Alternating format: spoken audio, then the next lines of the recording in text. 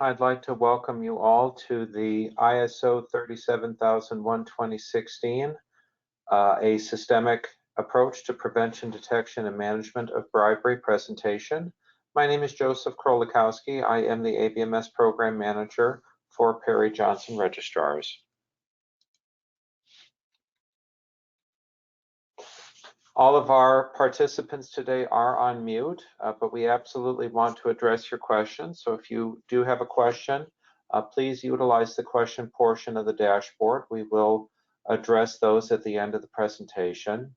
One of the more common questions that we get is whether or not this presentation will be available after we're finished. We do make our presentations available in two key ways. First, if you want to get a copy of the slides, those will be available for download from our website shortly after we're finished. And if you'd like to rewatch this webinar with the voiceover, you can look for our previously recorded webinars link on the website. That'll take you to our YouTube page, and we do have all of our webinars up there for reviewing if you wish.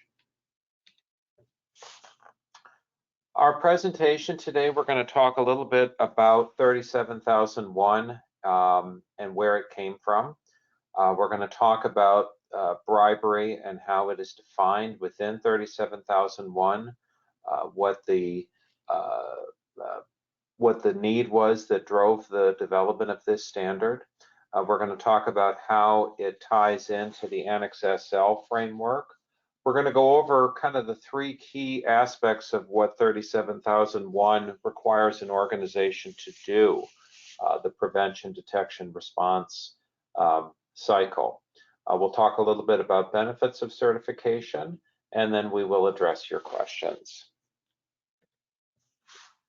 The 37001 is the first ISO published standard for bribery. Now, its full title is Anti-Bribery Management Systems. That's where ABMS comes from. Requirements with guidance for use. So as we'll be talking about later, it does have both the auditable requirements and then the guidance that's kind of baked in. Now, bribery, as you're probably aware, that has different legal definitions. If you look up bribery in the United States or even on a state-by-state basis, the definitions are going to vary a bit depending on laws and statutes. And the 37001 standard and its developers, they acknowledge that. So nevertheless, they did make an attempt to provide kind of a general definition. And that definition is found in clause 3.1, and it states that bribery is the offering, promising, giving, accepting, or soliciting of an undue advantage of any value. And they clarify that that could mean financial or non-financial, directly or indirectly, and irrespective of locations, in violation of applicable law, as an inducement or reward for a person acting or refraining from acting in relation to the performance of that person's duties. So it's a very layered definition, hits all of the right points. But again, bear in mind, this is not a legally binding definition. Now, you may wonder, why have an ABMS standard to begin with? Well, obviously, bribery is an ugly practice. It undermines trustworthiness for organizations, for industries, for whole regions even. To even be suspected of involvement in a bribery incident can affect an organization's ability to be considered for bidding. So the idea is that if we have a mutually respected standard, it gives the organization a chance to shake a reputation, whether deserved or undeserved. Now, there's actually quite a bit of history in terms of where these requirements come from. In terms of the government efforts, we have things like the Federal Corrupt Practices Act from 1977, Sarbanes-Oxley from 2002. In terms of non-governmental, You can certainly point to the founding of Transparency International back in 1993, even British Standard 10500, which was issued as recently as 2011. All of these efforts driven at controlling bribery or providing resources for bribery management. Now, ISO 37001 went through the usual steps in its development. It was assigned ISO Project Committee 278, and the work on the current standard goes back to February of 2014, and it followed the usual progression. We had a committee draft in the fall of that year, a final draft 2 years later in the fall of 2016, and then the official standard published a short time later, October 13th, 2016. Now, as I mentioned, ISO 37001 is rooted in Annex SL. And Annex SL goes back to 2012. This was the output of a special committee called the Joint Technical Coordination Group. Many of you on today's presentation may be familiar with other standards that fall into this Annex SL framework. You can think of it as kind of a 10-section blueprint for the writing of the ISO family of standards. So why does that matter? Well, if you have implemented any of the standards that I've got listed on the screen here within the last 4 to 5 years, you should be in a position to add ISO 37001 to your certification portfolio with relative ease. So for example, if you've got an ISO 9001 2015 quality management system, if you have an IATF 16949 system, even if you've got one of the environmental standards like ISO 14001 or ISO 50001, these are all built on the Annex SL framework. And thus, that makes things a little bit easier if you want to add ISO 37001. If you have experience, you're going to see a lot of familiar requirements within ISO 37001. There's requirements for management review, for internal audit, for corrective action, for competency. Anything that you've already implemented for those requirements for another standard, you can take advantage of those efforts in your efforts to implement ISO 37001. So as I mentioned, ISO 37001, the heart of it, focuses on 3 key areas for an anti-bribery management system. And these can be broken down into prevention, detection, and response to bribery incidents. So let's begin with prevention. The bulk of what ISO 37001 focuses on is prevention. Obviously, that is the ideal state. We have a variety of requirements that relate to prevention. To begin with bribery risk assessment, section 4.5. 37001 mandates that these are done on a regular basis and that they serve as a means to evaluate current and potential bribery risks. And you have to keep records of these. Now, these are separate, mind you, from things like management review meetings and so forth. This is a separate standalone activity to analyze risk assessments, bribery risk assessments. You're required to have an anti-bribery policy under section 5.2. This is a statement from the management of the organization. It's intended to make sure that the stance on bribery is made clear to the organization and raises awareness of the ABMS program at large. The anti-bribery compliance function, section 5.3.2. This is supposed to be a group of people.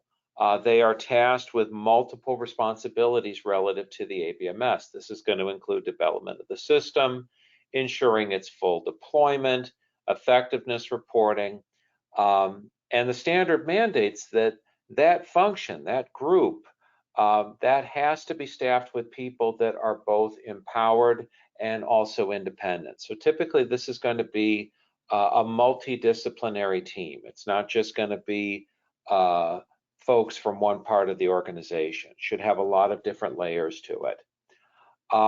Probably the most extensive of the requirements for prevention falls under employment awareness and training.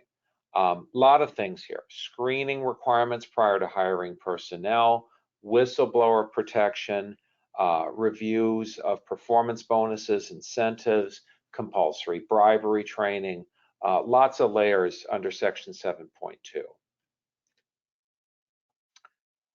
Due diligence is required in section 8.2. This is directly related to the risk assessments that we talked about in section 4.5. It calls for an appropriate investigation to be performed in relation to pending transactions, pending projects, etc., if a bribery risk is identified. Sections 8.3 and 8.4 talk about financial and non-financial controls. Now, in Annex A, which we're going to talk about in a couple of slides here, if you kind of look at the guidance on these two clauses, you get a wide-ranging set of requirements that cover a myriad of potential controls. This is going to include things like tiered payment rights, separation of duties, restrictions on usage of cash, dual sign-offs on contracts, things of this nature. So they talk about, again, this is financial and non-financial controls.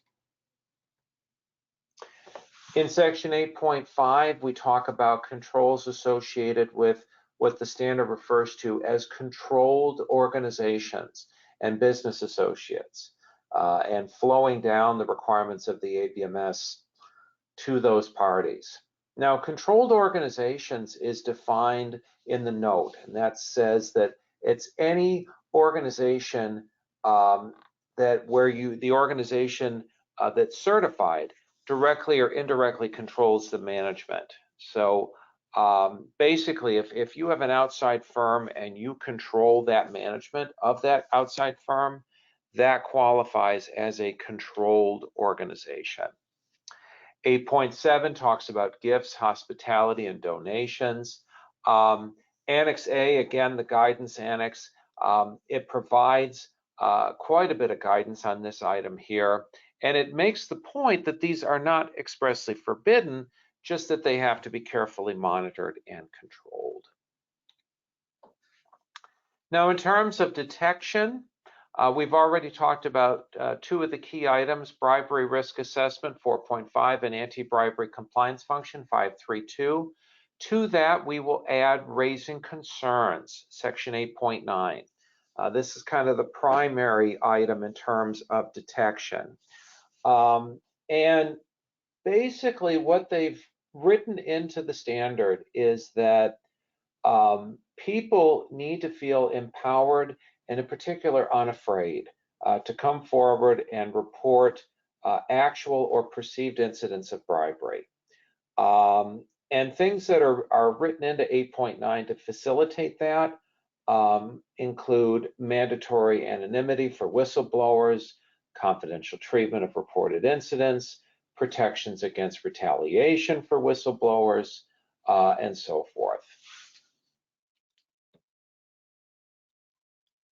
Now, in terms of response, really the one section that covers this is investigating and dealing with bribery, and that's section 8.10. And it covers the full cycle of response protocol, talks about things like full cooperation with the investigation team, empowerment of the investigators, sharing the results with the compliance function, treating everything in a confidential manner.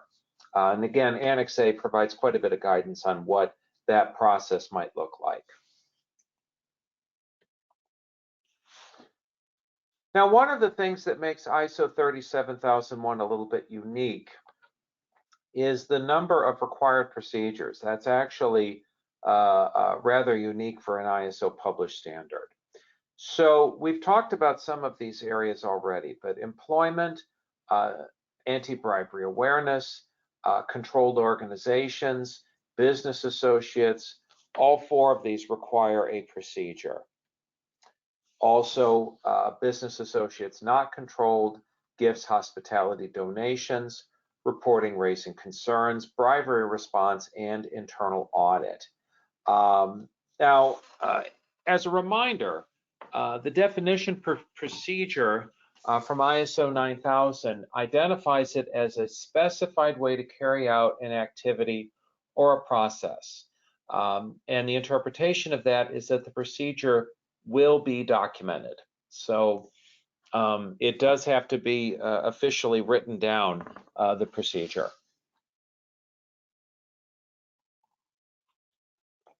Now, I've mentioned Annex A now a couple of times here. If you've purchased a copy of ISO 37001, I would encourage you to read carefully the guidance that's provided in Annex A. Everything that's mentioned as far as requirements for due diligence, for financial controls, etc., is given a thorough explanation in Annex A. And there's even examples that are provided.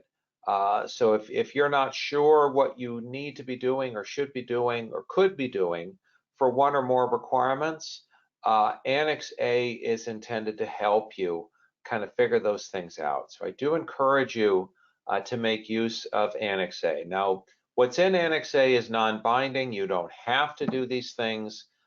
It's there to help the organization that's trying to implement it. Now, in terms of how the 37001 standard is audited, our assessment of the ABMS program is layered and it is rooted in a variety of techniques. Obviously, first of all, we're going to be looking very carefully at a lot of documentation. We're going to be looking at procedures. We're going to be looking at contracts, terms and condition statements, and other related materials. Basically, making sure that your anti-bribery stance is made clear in your dealings with contractors and your customer base. Also, and I think this is kind of a surprise to some folks who are seeking ABMS certification, we're going to interview a lot of people about their role in the organization and basically to make sure that they're aware of the anti-bribery protocols and policies.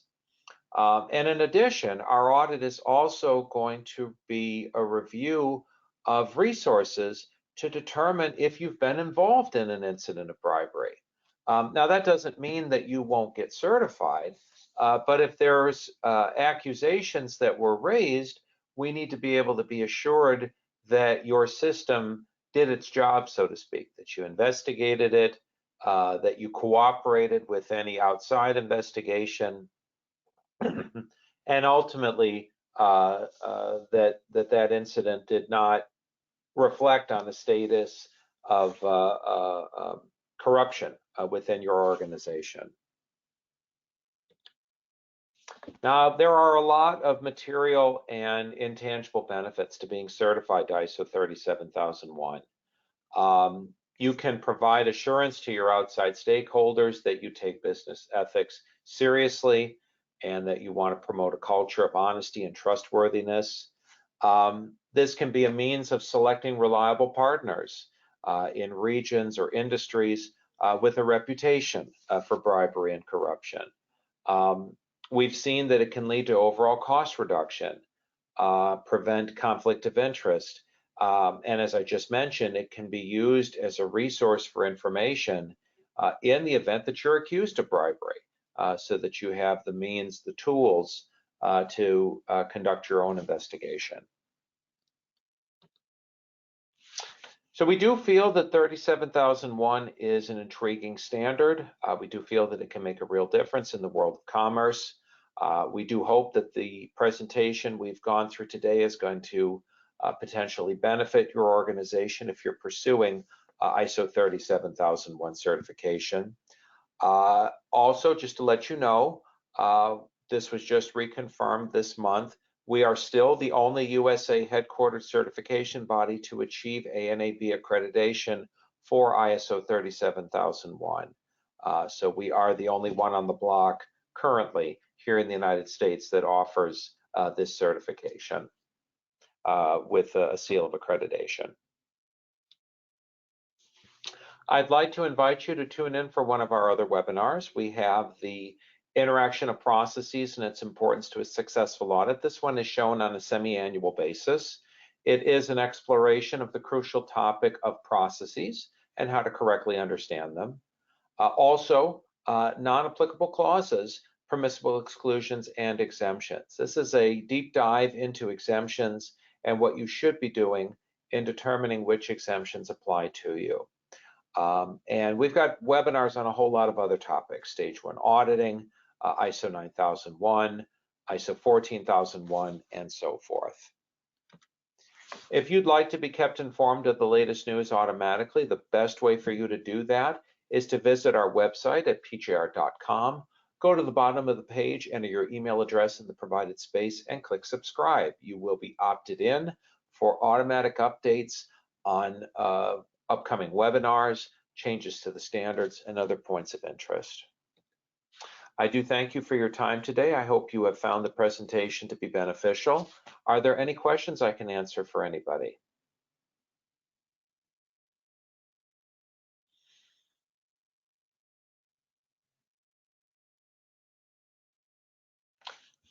Okay, well, I'll wish all of you a wonderful day. Thank you very much.